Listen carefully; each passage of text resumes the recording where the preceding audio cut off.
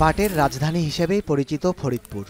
জেলার চাষযোগ্য জমির প্রায় ৭৫% জমিতে চলতি মৌসুমে পাটের আবাদ করেছেন কৃষকরা, যার সাথে জড়িত অন্তত ২ লক্ষাধিক কৃষক। আবহাওয়া ও মাটির গুণগত মানের কারণে এখানে উৎপাদিত সোনালী আঁশ দেশসেরা। তবে এবার তীব্র তাপদাহ ও সময়মতো বৃষ্টি না হওয়ায় পাটের বৃদ্ধি ব্যাহত হয়েছে, শুকিয়ে গেছে গাছের কাণ্ড। এতে অনেকেই বাধ্য হয়ে কেটে ফেলেন অপরিপক্ক পাটের গাছ। যারা কৃত্রিম উপায়ে সেচ দিয়েছেন তারাও এখন পানির অভাবে পাট জাগ দেয়া নিয়ে বিপাকে। এতে পাটের রং ও মান ধরে রাখা নিয়ে দেখা দিয়েছে সংশয়। যে পানি আইছে সেই পানিতে আমাদের পাট জাগ দেওয়া নোয়া ধোয়া খুব কষ্ট। পাট নোয়া ধোয়া গেলেও মানে পাটের কালো হইতেছে। ফরিদপুরে বিঘা প্রতি ১৩ থেকে ১৫ মণ পাট উৎপাদন হলেও এবার তা অর্ধেকে নেমে আসার শঙ্কা।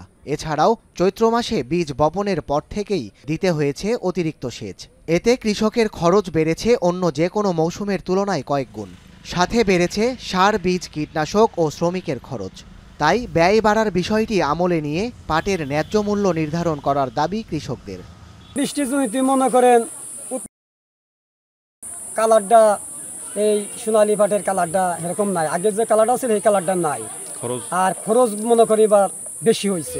আর বছর থেকেই বাড়াবার একটু দাম কোনো রকম বাড়তে আছে।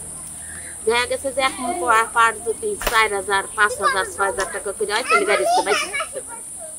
প্রাকৃতিক কারণে পাটের উৎপাদন কিছুটা ব্যাহত হলেও কৃষকরা আশানুরূপ দাম পাবেন বলে আশা কৃষি বিভাগের। এছাড়া কৃষকের উৎপাদন খরচ অনুযায়ী যেন দাম নিশ্চিত হয় সেজন্য প্রয়োজনীয় পদক্ষেপ নেয়ার কথাও জানান কৃষি সম্প্রসারণ অধিদপ্তরের কর্মকর্তা। মন্ত্রী মহোদয় আসছিলেন, স্যারকে আমরা বলছি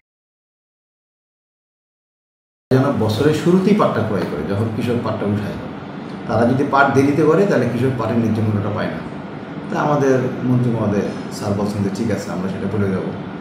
চলতি মৌসুমে ফরিদপুর জেলায় ৮৬,৫২৪ হেক্টর জমিতে পাটের আবাদ হয়েছে, যেখান থেকে উৎপাদন লক্ষ্যমাত্রা ধরা হয়েছে ২,১৮,৯০৫ টন। আর গেল মৌসুমে জেলায় ৮৪,০০০ হেক্টরের বেশি জমিতে পাটের চাষ হয়। এখন ফরিদপুর।